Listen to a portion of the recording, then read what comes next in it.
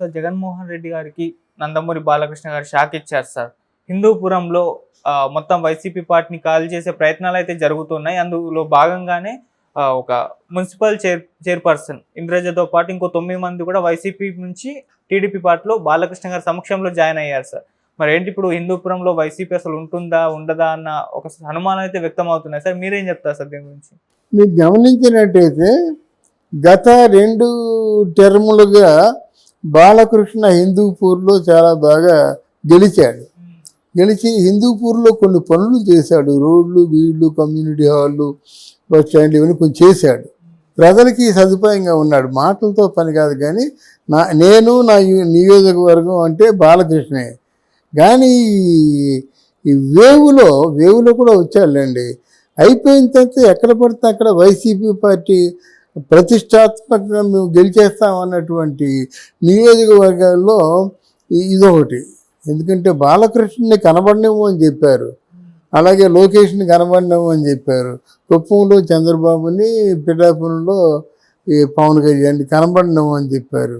వీళ్ళందరూ కుప్పంలో గెలిచేయగలుగుతున్నటువంటి ఊహలు ఉన్నప్పుడు కూడా ఒక హిందూపురంలో మాత్రం బాలకృష్ణ గెలుస్తాడనేటువంటి ఆశలు లేవు. దాంతో బాలకృష్ణ నిజమైన రాజకీయాన్ని ప్రదర్శించాడు. అక్కడ ఏం చేశారంటే బాలకృష్ణలో కొంతమంది అసంతృప్తులు ఉన్నారు. ఆయన ఫస్ట్ చేసిన పని ఏంటంటే, బాబు నువ్వు సినిమా స్టార్ అనుకుంటే కాదు, ఎంతోమంది అసంతృప్తులు ఉన్నారు. నీ కిందక చెప్పాను చూసారా, నీ కింద మేము పని చేస్తున్నాం, మేము ఎలా బతకాలి. ఇక్కడ ఈ ఎన్నికల్లో జరిగినటువంటి విశేషం ఏంటంటే, ఏదో బాలకృష్ణ గారు ఎన్నికల ముందు వెళ్ళడం, వాళ్ళ సమస్యలు తెలుసుకోవడం, చిన్న బస్ స్టాండ్, కమ్యూనిటీ హాలు, రోడ్లు ఇట్లాంటి వేయడమే తప్ప ఈసారి కొన్ని వాగ్దానాలు చేయించుకున్నారు వాళ్ళు. అబ్బాయి ఇక్కడ మాకు పరిశ్రమలు కావాలి, యూత్ నిరుద్యోగాలతో ఉన్నాయి. అక్కడ ఎలక్షన్ క్యాంపెయిన్లో జరుగుతుండగా కొన్ని ఘర్షణలు జరిగాయి. ఆ ఘర్షణలు జరగబట్టే బాలకృష్ణ గారు గెలుస్తారా గెలవరా అనుకున్నారన్నమాట. నిలదీశారండి. మొత్తం 3 దఫాలుగా మీరు ఉంటున్నారు, మా ప్రయోజనాలు ఏంటని వాళ్ళ వ్యక్తిగతమైన ప్రయోజనాలు, ఆ గ్రామం అంటే ఆ నియోజకవర్గ ప్రయోజనాలు అడిగారు. ఈయన మనసు పెట్టాడు, దాని మీద కొంత ఆయన దృష్టి పెట్టాడు. అంతకంటే వివరంగా మనం చెప్పలేం. కానీ అప్పుడు ఏం చేశారంటే, మరి ఈ వైసీపీ పార్టీ లేకుండా చేయాలనేటువంటి వాళ్ళకి ఒక పట్టుదల వచ్చింది. ఎందుకు వారు చీటికి మాటికి మనమే అంటే వాళ్ళు గొడవ రావడం, మనం రావడం, కొట్టుకోవడం, అక్కడ ఫ్యాక్షనిజం ఎక్కువ, తిట్టుకోవడం, ఆ రక్తపాతం ఇదంతా ఎందుకని చెప్పేసి వాళ్ళు మొత్తానికి బాగా ప్లాన్ వేశారు. వాళ్ళు ఎక్కడ తెచ్చుకుంటారు, స్థానికంగా ఉన్నటువంటి ఆ పంచాయతీ ఎలక్షన్స్ ఉన్నాయి కదా, పంచాయతీ ఎలక్షన్స్, కార్పొరేట్ ఎలక్షన్స్ అయితే కార్పొరేట్ ఎలక్షన్స్లో తెచ్చుకుంటారు.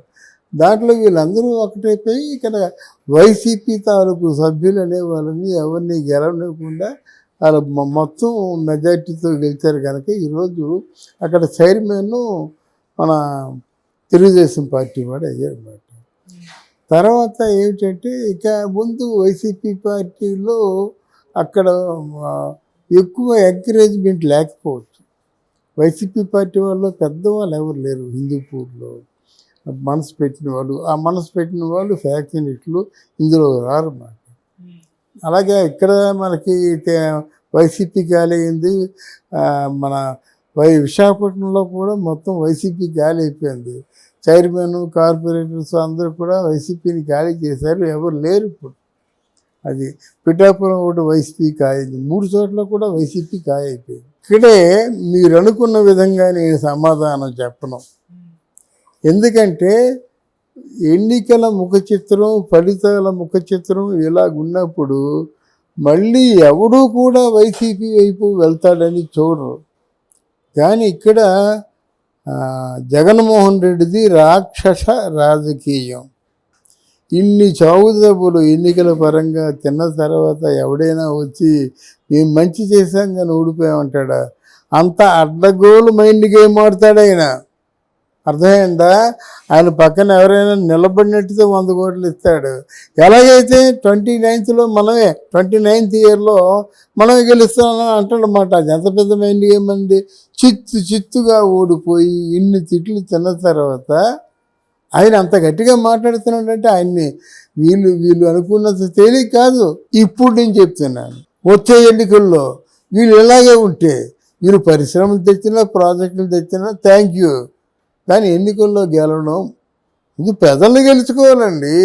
నువ్వు ఖాళీగా ఉన్నావు కాబట్టి పవన్ కళ్యాణ్ ప్రజలు గెలుచుకున్నాడు, నువ్వు జైలుకి వెళ్ళావు కాబట్టి ప్రజలు గెలుచుకున్నావు. అది కాదు రాజకీయం అంటే, ఇది కాదు రాజకీయం అంటే. నియోజకవర్గాలు వరిగా నువ్వు ఏ మంచి పని చేస్తున్నావు అది వైరల్ అయిపోవాలి అంతే.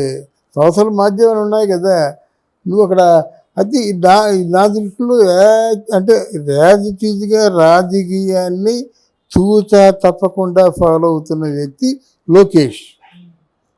ఒక్క మాట వింటున్నారా మీరు? పనులు పెరిగిపోతున్నాయి.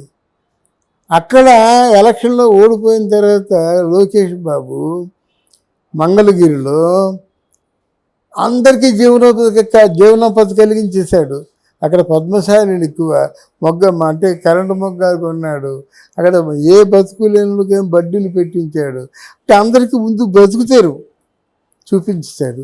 ఇప్పుడైతే ప్రాణం పెట్టేస్తున్నాడు. మంగళగిరి వాళ్ళు ఆ లోకేష్ బాబు రావడం మా తాలూకు అదృష్టం అనుకుంటున్నారు అన్నమాట.